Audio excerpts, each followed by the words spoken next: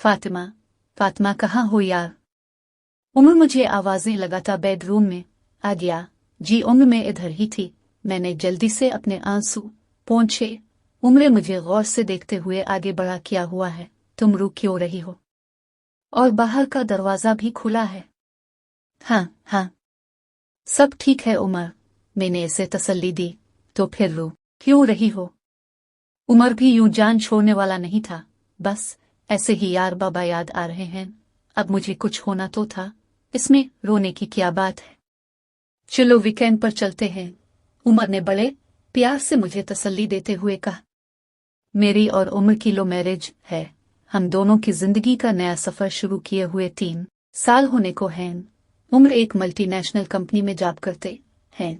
इस बंधन में बंधे उन 3 सालों में उमर ने मुझे हर लम्हा अपनी मोहब्बत, एतमाद और तहफ़्फ़ुज़ की छांव में रखा। हम दोनों के वालिदैन कराची में मुकीम हैं, जबकि हम दोनों पेशावर में बसे। कराची की रौनक, अपनों की दूरी ने कुछ दिन तो मुझे उदास रखा, मगर फिर आहिस्ता आहिस्ता में पेशावर की खामोशी में एडजस्ट हो गई। यहाँ उम्र के दोस्त की फैमिली वीकेंड पर आ जाता, हम चले जाते, मगर वो कराची वाला हमसाया सिस्टम यहाँ पर ना था। बड़े बड़े घरों में छोटे दिलों वाले लोगों का बसेरा था। खूबसूरत संगमरमर के मुजस्समों की तरह हर जज्बात और एहसासात से आरी छुरे। बस में भी घर तक ही महदूद हो गई थी।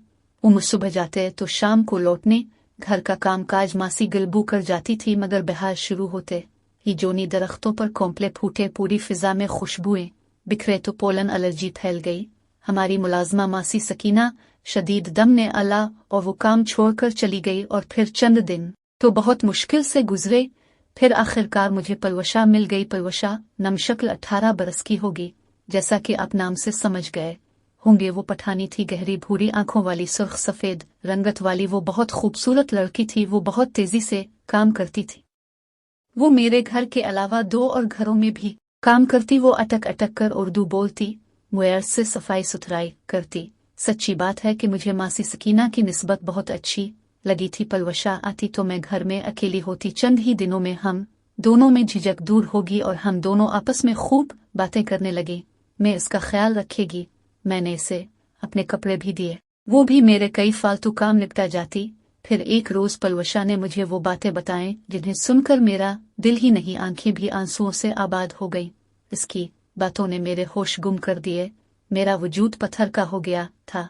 मैं सोच नहीं सकती कि दुनिया में ऐसे लोग भी मौजूद हैं। इस रात उमर ने मुझसे उदासी और आंखें भीगने की वजह बहुत पूछी थी, मगर मैंने इसे कुछ नहीं बताया था।